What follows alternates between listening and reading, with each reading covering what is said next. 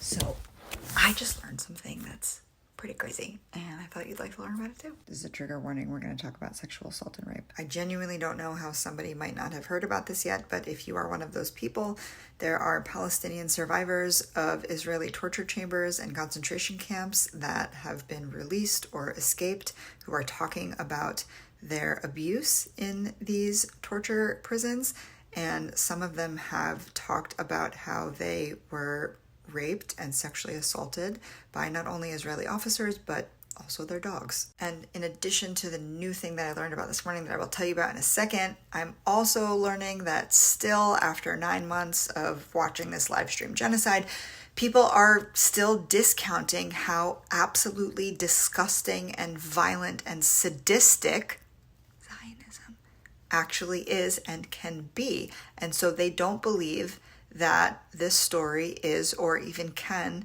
be true. And I get it. It's like you cannot comprehend that when you have a soul, but I just don't have a soul. So maybe this video will help. I recently learned about a woman named Ingrid Olderlock.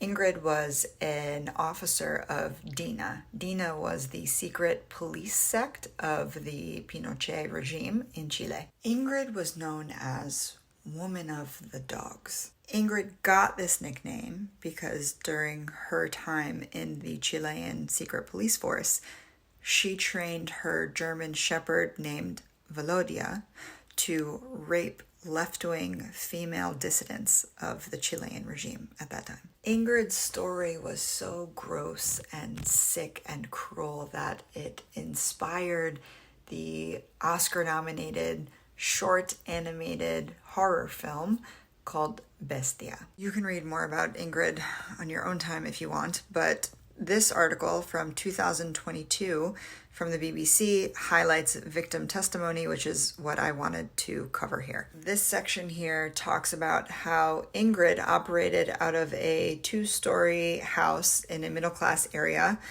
that they called La Venda Sexy because their preferred form of torture was sexual harassment and assault. And she trained dogs to rape prisoners in detention centers where many had disappeared. Again, trigger warning, I'm about to read a direct line from a survivor's testimony. This girl was 19 years old. She talks about how she was raped by the dog Velodia, and that Ingrid directed the animal while the other torturers forced the detainees to adopt positions that facilitated the abuse. Why am I telling you this? Why do you need to know about this woman named Ingrid living in Chile, working for Chilean secret police? What is DINA? Why does it matter? Well, for starters, you should know that Ingrid the dog lady was a self-proclaimed Nazi from her childhood, and that she grew up in a German colony in central Chile where her grandparents settled shortly after the Second World War. You do the math, connect the dots there. She went to a German school, and she and her siblings were forbidden to speak Spanish or mix with Chileans. She becomes a policewoman in her 20s, eventually becoming a commander in that secret police force in Chile called DINA. What is DINA? Well, according to the CIA document, called Nazis Abound in South America, no less, it wasn't just the secret, infamous police force of the Chilean dictator Augusto Pinochet, but a top-secret Senate report revealed that DINA was perpetrating SS-type brutalities at a Nazi enclave called The Colony, where Ingrid grew up, in Chile. Just some other areas I've highlighted in this piece because they felt important.